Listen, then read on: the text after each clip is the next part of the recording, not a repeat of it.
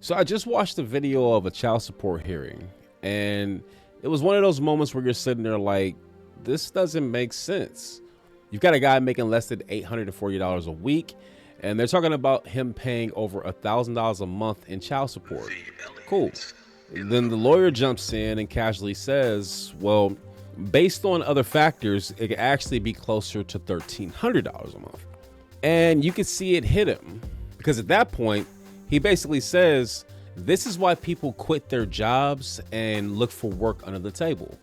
And that right there is a big part of the conversation, because child support is one of those things where, depending on who you are, the system either makes perfect sense or it sounds completely insane.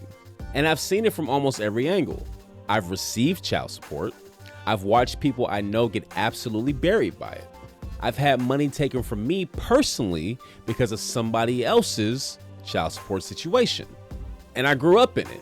My dad paid child support. I remember him complaining about how much they were taking out of his checks, telling me, if you want something, go ask your mom. That's what the support is for. So I go to my mom and she'd look at me like, I would love to, but we're barely getting by as it is. So now I'm sitting there as a kid like, how is money being taken, but we're still living like this? And then there's a part nobody really explains, because on paper, child support makes sense. It exists so kids aren't financially abandoned, so both parents contribute, so one household isn't carrying everything alone. That part, nobody argues with. But what people don't realize is the system wasn't just built to help kids. It was also built to recover money, to offset government assistance, to turn responsibility into something enforceable. So now you've got a system that isn't just about support, it's about collection. And the way they calculate it, it's formula-based. Income, time spent with the child, add-ons like childcare, medical, things like that. On paper, it looks structured, it looks fair, but real life doesn't move like a formula. And when that number gets too high, it turns into something else. Now you're not just supporting your child, you're trying to survive. You fall behind. Now you've got arrears, now there are penalties, now your license gets suspended, now you can't even get to work. And the whole time the system is saying, pay.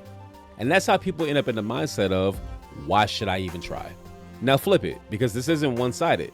There are absolutely parents out there who avoid responsibility, who don't pay, who disappear, who make the system necessary in the first place.